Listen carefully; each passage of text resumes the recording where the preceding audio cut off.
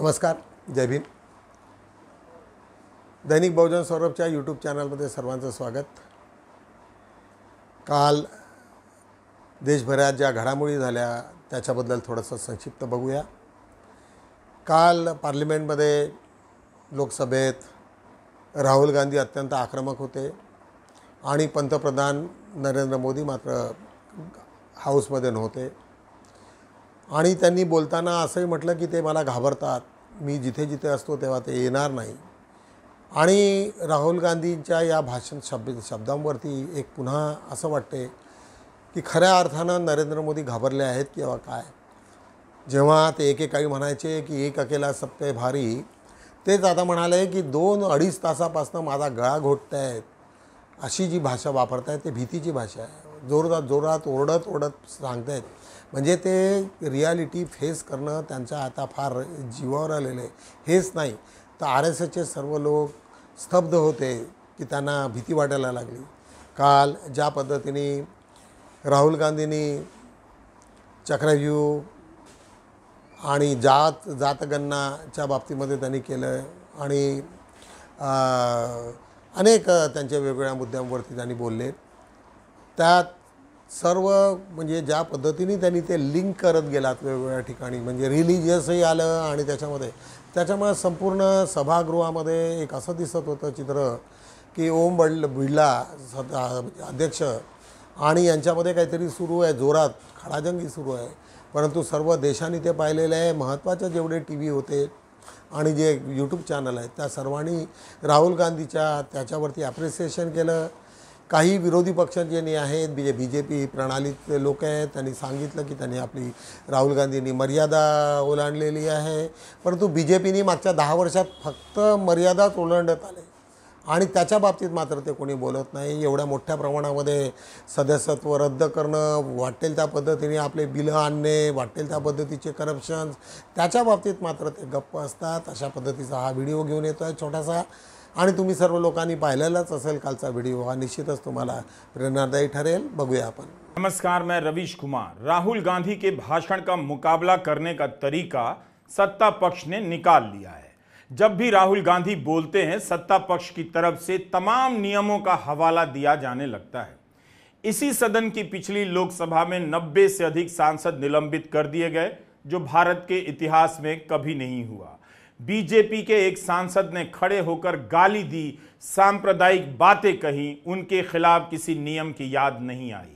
लेकिन राहुल गांधी को रोकने टोकने के लिए नियमों का यह इस्तेमाल भारत की राजनीति का दिलचस्प मोड़ है. सत्ता पक्ष की तरफ से नियमों का सशस्त्रीकरण किया जा रहा है, वेपनाइजेशन किया जा रहा है. आमतौर पर नियमों का वेपनाइजेशन विपक्ष की तरफ से होता है, लेकिन राहुल गांधी को रोकने के लिए सत्ता पक्ष की तरफ से किया जाने लगा है. नेता प्रतिपक्ष होते ही कितना कुछ बदल गया है. आसन की तरफ से और संसदीय कार्य मंत्री की तरफ से भी राहुल गांधी को नियमों का पाठ आज भी पढ़ाया गया. राहुल गांधी के भाषण को देखिए तो पता चलेगा कि वे अपनी रणनीति से सत्ता पक्ष को कितना छकाते जा रहे हैं. तस्वीरें ले आते हैं, पता है कि मना किया जाएगा और उसी बहाने काफी कुछ कह देते हैं. सत्ता पक्ष नियम कहता रह जाता है. राहुल जब बोलते हैं स्पीकर का भी इम्तिहान शुरू हो जाता है. प्रधानमंत्री मोदी आज सदन में नहीं थे जब राहुल गांधी बोल रहे थे. वैसे तो राहुल गांधी ने कोई लतीफा तो नहीं सुनाया, लेकिन उनकी बात पर वित्त मंत्री निर्मला सीतारमण कई मौकों पर हंसती नजर आई. आमतौर पर सांसद एक दूसरे की बातों पर इसी तरह हंसा करते हैं. कैमरे ने कोई भेदभाव नहीं किया. जब भी वित्त मंत्री को हंसी आई, कैमरे ने खूब दिखाया. केवल हंस नहीं रही थी बल्कि माथे पर हाथ भी रखती थी और कभी उनकी प्रतिक्रिया इस तरह से भी हुई कि राहुल क्या बोल रहे हैं जैसे कोई मतलब ना हो. राहुल ने अपने ट्वीट में लिखा है कि आज संसद में जब मैंने जातिगत जनगणना की बात उठाई तो वित्त मंत्री ने हंसकर इस गंभीर विषय का उपहास किया. देश की 90% आबादी के जीवन से जुड़े सबसे महत्वपूर्ण मुद्दे पर ऐसी उपेक्षापूर्ण प्रतिक्रिया ने भाजपा की मंशा, मानसिकता और नीयत से पर्दा हटा दिया है. राहुल को बोलना पड़ गया कि वित्त मंत्री जी, हंसने की कोई बात नहीं. फाइनेंस मिनिस्टर मुस्कुरा रही हैं. कमाल की बात है, ये हंसने की चीज नहीं है मैडम, ये हंसने की बात नहीं है, ये जाति जनगणना है, ये जाति जनगणना है, इससे देश बदल जाएगा। असल में हुआ यह कि राहुल गांधी उस तस्वीर को दिखाना चाहते थे जो हर साल बल्कि कई साल से अखबारों में रूटीन की तरह छपती रही है। सदन में उन्हें तस्वीर दिखाने की अनुमति नहीं मिली, लेकिन राहुल गांधी की तैयारी का पता इस प्रसंग से मिल जाता है कि इस तस्वीर के बहाने उन्होंने कितनी बड़ी बड़ी बातें कह दी। सदन में राहुल गांधी फोटो तो नहीं दिखा सकते थे, मगर बाहर ये वो तस्वीर सबके लिए उपलब्ध है जिसे वित्त मंत्रालय ने खुद ही ट्वीट किया है। बजट से पहले हर साल वित्त मंत्रालय में हलवा बनता है और कर्मचारियों में बंटता है। इस तस्वीर को खुद वित्त मंत्री भी रीट्वीट कर चुकी हैं।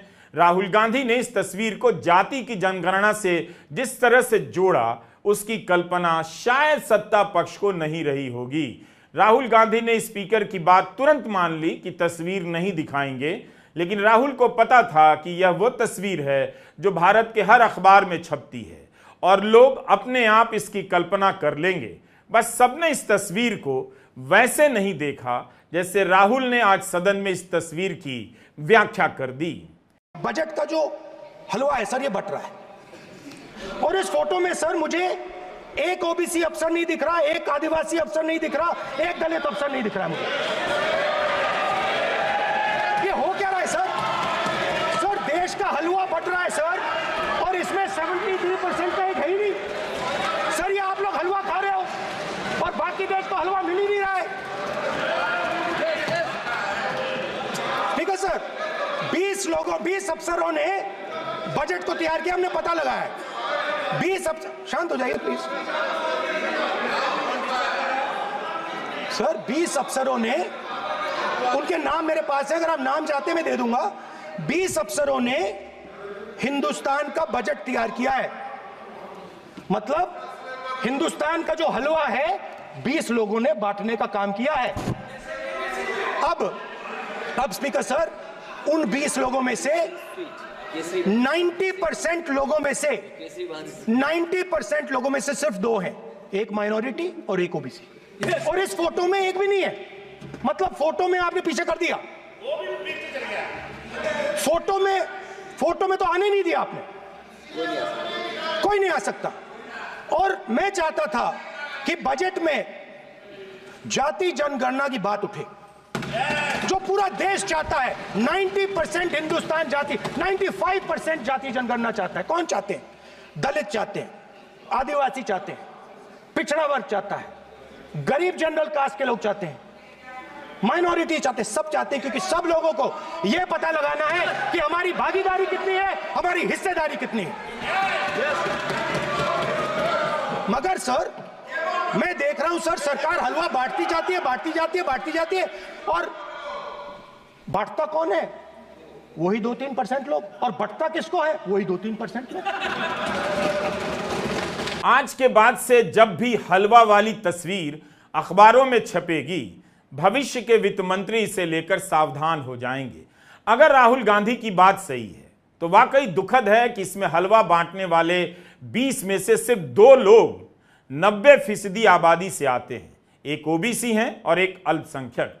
नेहमीप्रमाणे बुद्धा या सिरियलमधनं एक छोटासा आज एपिसोड आम्ही तुम्हाला घेऊन येऊ। तुम्हा सर्व लोकांना माहिती आहे की मगधचे राजा बिंबिसार आणि अजातशत्रू याच्यामध्ये फार मोठ्या प्रमाणामध्ये कोल्डवार सुरू असते, आणि कोणत्याही परिस्थितीमध्ये तिथल्या ब्राह्मण लोकांनी त्याच्यावरती सर्व हा बुद्धाचा प्रभाव कमी करायसाठी हे सर्व षडयंत्र रचलेलं असते। आणि त्या राजा बिंबिसारला कैदेत टाकण्यात येते, आणि त्याच्या कैदेत असताना मात्र अजातशत्रूचा अभिषेक करताना सर्व ब्राह्मण मंडळी तिथे असतात, आणि ते म्हणतात की तू आपल्या आईची, ब्राह्मण म्हणतात की तू आईची हे घेऊन ये, म्हणजे कमीत कमी आशीर्वाद घेऊन ये किंवा तिला आण, तर ती साफ नाकार करते, आणि ज्या पद्धतीचा तो पूर्ण घडतोय। आणि हा जे बिंबिसार ज्या कैदेमध्ये असताना जी त्याची अवस्था आहे, परंतु तो अत्यंत प्रसन्नित असतो. तो म्हणतोय की मला बुद्धांच्या सांगण्यावरून मी सर्व भय याची मुक्ती मला मिळालेली आहे, त्याच्यामुळे मी इथे शांत आहे. पण ती अट घालते आणि त्याला खायला देते, अशा पद्धतीचा तो व्हिडिओ आहे. आणि तो इतिहासातला सर्वात चांगला एक व्हिडिओ तुम्हाला मित्रत्व आणि बुद्धत्वाचा प्रभाव एखाद्या राजावरती किती मोठा होतो याचं हे विलक्षण उदाहरण मी तुम्हाला घेऊन येतो आहे. बुद्धा या सिरियलमधनं बघूया आपण. हरि ओम अग्निंदोदम पुरोदधे अव्यवाहमुपप्लवे देवाम् आसादयाधिया ओम चत्वारि सिंहात्रयो अस्य पाद द्वेषीरे सप्तहस्तासो अस्य लीलाबद्धो प्रीताभो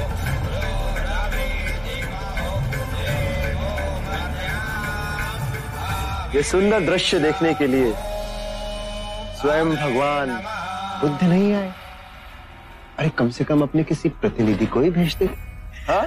अजात शत्रु को हमने भगवान बुद्ध का शत्रु बना दिया है.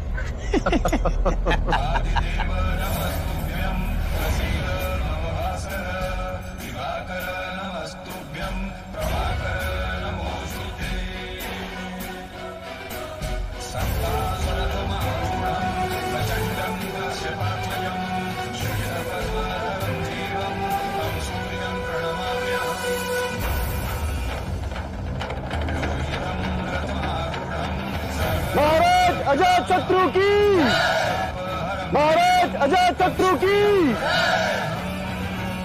महाराज अजात शत्रु की, महाराज अजात शत्रु की, महाराज अजात शत्रु की, महाराज अजात शत्रु की. महाराज, प्रथा के अनुसार अब आपको राजमाता का आशीर्वाद लेना चाहिए. लज्जा नहीं आती तुझे? अपने ही पिता को कारागृह में डालकर अपने ही राज्याभिषेक के लिए मुझे बुलाने आया है तू? यदि वो आपके पति हैं तो मैं भी आपका पुत्र हूँ. मैं तेरी माँ नहीं. और आज इसी क्षण से तू भी मेरा पुत्र नहीं. चला जा मेरे सामने से, इससे पहले कि मेरे मुंह से तेरे लिए कोई श्राप निकले. महाराज, राजमाता के पास चले? नहीं, मुझे किसी के भी आशीर्वाद की कोई आवश्यकता नहीं, राजमाता की भी नहीं.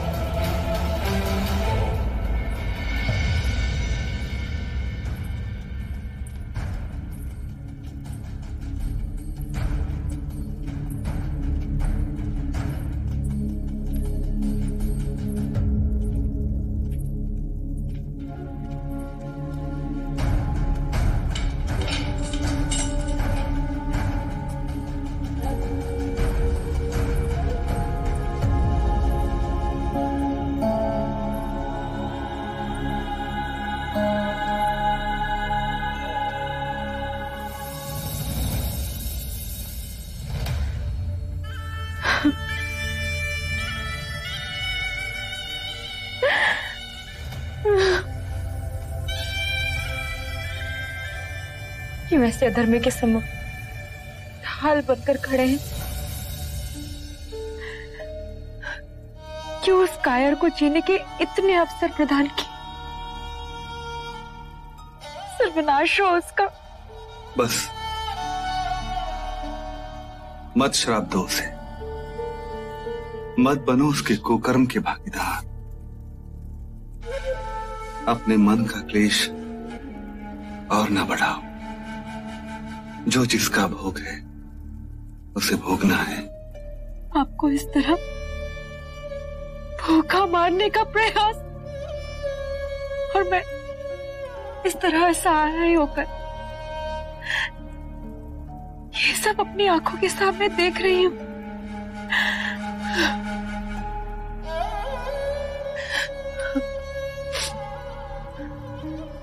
इसमें कुछ खाने के लिए है. इससे पहले कि कोई देख ले, आप इसे ग्रहण कर लीजिए. रहने दो, जब प्राण जाने ही. आपको मेरी सौगंध, जब तक मैं जीवित हूं मैं आपको इस तरह भूखा मरने नहीं दे सकती। अगर आपने ये भोजन ग्रहण नहीं किया ना, तो मैं भी यही अपने प्राण त्याग दूंगी। वैदेही, तुम जानती हो, यदि अजात शत्रु को पता चला कि तुम छुपकर मुझे भोजन देने आई हो, तो वो क्या करेगा? मुझे भी इसी कालकोठरी में मरने के लिए छोड़ देगा। क्यों संकट मोल ले रही हो? मैंने अन्न का त्याग कर दिया है। और मैंने अभी आपको अपने प्राणों की सौगंध दी है, और मुझे आशा है कि आप मुझे निराश नहीं करेंगे। तुम्हारी सौगंध ना तोड़ूंगा, अवश्य खा लूंगा। ऐसे क्या देख रहे हैं? वैदेही, मैंने तुम्हारे प्रति पति का धर्म नहीं निभाया, दूसरे स्त्रियों के साथ नाता जोड़ा रखा, और तुम अपनी जान पर। क्योंकि मैं आपकी पत्नी हूं। वो सब ना थी। दुख तो इस बात का है कि मैंने ऐसे कपूत को जन्म दिया। मैं ही क्यों नहीं मर गया वो? मत कोसो अपने भाग्य को, स्थिर रहो। सुख आए कि दुख आए, दोनों को साम्यक दृष्टि से देखो। दुख की अनुभूति नहीं होगी। बुद्ध के बताए मार्ग के कारण मैं इस कारागृह में भी सुखी हूं। कितनी शांति है यहां ध्यान सहज लग जाता है। यह अवसर जीवन के अंतिम चरण में मिला। नेहमीप्रमाणे बहुजन सौरभचा आज आपण आढावा घेऊया। आज आमची महत्त्वाची लीड आहे, बाकीच्या पेपरमध्ये ती लीड नसेल, परंतु लोकसभेत राहुल गांधीचे दमदार भाषण आणि निर्मला सीताराम यांनी लपवला चेहरा। राहुल गांधीने त्याच्यावरती एक विधान केलं की निर्मलाताई सीतारामन, तुम्ही ही हसण्याची बाब नाही, अत्यंत गंभीर बाब आहे आणि त्याच्यावरती तुम्ही हसताय, हे बरोबर नाही। याच्या शेजारी दिल्लीतील IAS कोचिंग सेंटरवर दुर्घटनेवर उपराष्ट्रपतीचा संताप, ही एक बातमी आम्ही लीडवरती घेतलेली आहे। शरद पवारांकडून मराठवाड्यात नव्याने पेरणी। त्याच्याच शेजारी बिहार संपर्क क्रांती एक्सप्रेसचे इंजिन डब्यापासून झाले वेगळे, ही एक महत्त्वाची बातमी आहे। त्याच्यानंतर लोकसभेत यश मिळवूनही कोकणात महायुतीत घुसफूस वाढली आहे। पक्षांतरे आणि फुटीनंतर मराठवाड्यातील राजकीय चित्र बदलणार। ज्या पद्धतीने BJPचे अनेक लोक तिथनं, काही लोक जॉईन झाले तिकडे, काही लोक फुटले, अशा पद्धतीचं चित्र आहे। अजित पवार गटाला सर्वोच्च न्यायालयाची नोटीस, त्यांचा जो गट होता त्याच्यात आज चीफ जस्टिसने त्यांना नोटीस इश्यू केलेला आहे। बिहारमधील 65% आरक्षण स्थगितीच्या हायकोर्टच्या आदेशाला सर्वोच्च न्यायालयाचा नकार। हायकोर्टाने ऑलरेडी त्यांना हे ओके केलेलं आहे 65% आरक्षण, परंतु गव्हर्नमेंटने त्याच्यात सुप्रीम कोर्टात गेले, त्यांना निकालाला त्यांना स्थगिती दिली नाही। एक त्याच्याच खाली आनंदाचा शिगा योजनेत पारदर्शकता असणे गरजेचे। ठराविक ठेकेदारांनी मक्तेमारी संपुष्टात, ठेका मिळविण्यासाठी 9 कंपन्या स्पर्धेत आहेत। आज त्याच्या शेजारी अत्यंत एक मोठा परिसंवाद आहे। 20 जुलै 1942 अखेर भारतीय महिला परिषद आणि बहिष्कृत हितकारिणी सभेच्या शतकपूर्तीच्या निमित्तानं हा कार्यक्रम घेण्यात आलेले आहेत आणि त्याच्यामध्ये आयोजक आहेत डॉक्टर विकास जांभूळकर, विभाग प्रमुख राज्यशास्त्र आणि अनेक वेगवेगळ्या संस्था आहे। आज त्याचा 30/7/2002 वाजता स्थळ बाबासाहेब आंबेडकर कॉन्फरन्स हॉल उर्विला कॉलनीमध्ये आहे। आज 5-4 बघूया आपण। देशात प्रातिनिधिक लोकशाहीचा अभाव, संदीप रामटेके। ज्या पद्धतीने जिथे प्रेझेंटेशन पाहिजे त्या प्रतिनिधीचं मात्र आज त्याच्यात आज अभाव दिसतो आहे, अशा रीतीने आज आमचे प्रतिपादन पीपल्स पार्टी ऑफ इंडियाचे राज्य सचिव संदीप रामटेके यांचं म्हणणं आहे। भारतीय बुद्ध धम्म ज्ञान विद्यालय अमरावती व परिनिंबूत भदंत महाकीर्ती महास्तवीर यांच्या 40व्या स्मृतिदिनी अभिवादन। नागपूर इथे हा कार्यक्रम झाला, महाप्रच्या बुद्ध विहारामध्ये झालेला आहे। त्याच्यात पूज्य नागदीपनकर आमचे भागधारक ते सुद्धा त्याच्यामध्ये सहभागी झाले होते। कला गौरव संस्थेच्या वतीने गुरुवंदना कार्यक्रम नागपूरची बातमी आहे। महाराष्ट्र अनिस दत्तात्रय नगर शाखेची बैठक संपन्न झालेली आहे। एक उत्तर नागपूर बानाई अभ्यासिका करिअर मार्गदर्शन केंद्राचे उद्घाटन व गुणवंतांचा सत्कार नागपूरची बातमी आहे। JEE मेन्स परीक्षेत एकाच विद्यार्थ्याला वेगळे गुण कसे। त्याच्यात नागपूरमध्ये झालेल्या पावसामुळे 10,000 घरात पाणी शिरले, 10,000 लोकांचं नुकसान झालेलं आहे। जळगावी होणार राज्यस्तरीय संविधान साहित्य संमेलन। पूरग्रस्त बाधितांना शासकीय आर्थिक भरपाई मदत त्वरित करा मागणी। स्मृतिशेष केशवराव मारोतकर स्मृती काव्य स्पर्धा पारितोषिक वितरण झालेले नागपूरची बातमी आहे। नागपूर ताज फर्निचरची एक जाहिरात आहे। आज बघूया, आज आमचा अग्रलेख आज आहे आमचा मागासवर्गीयांच्या समस्या व असंघटित असल्यामुळे आज RSS हे संघटित संस्था असल्यामुळे ज्या पद्धतीने त्यांनी 3% लोकांनी एवढ्या मोठ्या पदावर त्यांनी हे केलेलं आहे, पदंकृत केलेले आहेत, त्याप्रमाणे आम्ही लोकांनाही ते शिकलं पाहिजे। मोती बनवून शिंपल्यात राहण्यापेक्षा दवबिंदू होऊन चातकाची तहान भागविणे जास्त श्रेष्ठ आहे। त्याच्या शेजारी आमचं टायटल होतं डॉक्टर बाबासाहेब आंबेडकर यांच्या विचारांची प्रासंगिकता। MS जांभुळे यांनी सांगितलं की प्रत्येक ठिकाणी बाबासाहेबांचं कोटेशन हे तुमचं सातत्यानं तुमच्या तोंडून निघालं पाहिजे। सायबर गुन्हे नागरिकांची गंभीर समस्या अनिल वैद्य यांचा लेख यांनी मोठ्या सर्व्हिस त्याच्यामध्ये लिहिलेलं आहे। बँकेचे फ्रॉड, वेगवेगळ्या पद्धतीचे फ्रॉड आणि ज्या पद्धतीचं जे वातावरण त्यांनी बदलवलेलं आहे या सर्व याच्यामुळे व्हॉट्सअप फेसबुक याच्यामुळे, तर त्याच्यावरती असणारा एक लेख। राष्ट्रीय स्वयंसेवक संघाचा ओबीसीवर संमोहन फंदा। आज ज्या पद्धतीने राष्ट्रीय स्वयंसेवकांनी OBCच्या अनेक लोकांना ज्या वेगवेगळ्या गोष्टी सांगितलेल्या आहे की 3 मुलं तयार करा, हे करा, जास्तीत जास्त म्हणजे शिक्षणापासून हे करा, म्हणजे ज्या निगेटिव्हिटी जे त्यांनी पसरवली होती त्याच्यावरती एक मात म्हणून एक आज आमचे मित्र प्राचार्य भाऊ दासनिक यांनी लिहिलेले लेख आहे त्यांचा। अडकवली खुटी आता जाशील कुठी, आता अशा पद्धतीचा हेमंत टाले यांचा हा लेख आहे। कालचं ज्या वातावरण झालं आहे पार्लिमेंटमध्ये त्याच्यावरनं जे राहुल गांधींनी जो हल्ला केला त्याच्यावरती ते हा लेख आहे।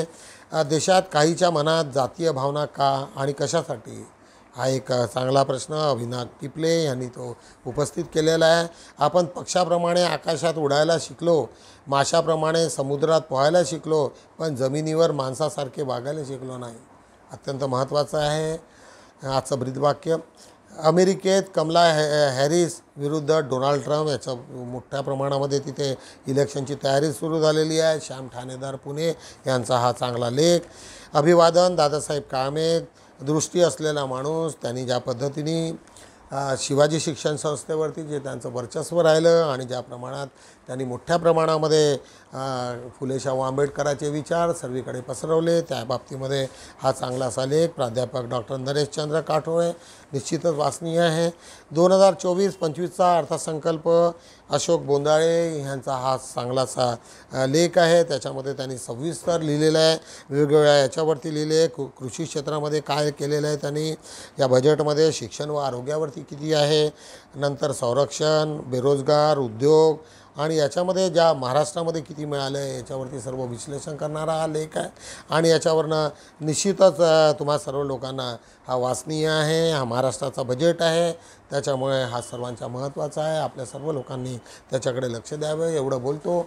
आणि निश्चितच आज 4ही पानाचा आज मी आढावा घेतलेला आहे। तुम्हा सर्व लोकांना निवेदन करेल की जास्तीत जास्त लोकांना वाचायला स्प्रेड करा, वेगवेगळ्या ग्रुपमध्ये फॉरवर्ड करा, एवढंच बोलतो आणि थांबतो। भेटूया आपण उद्या, तोपर्यंत जय भीम।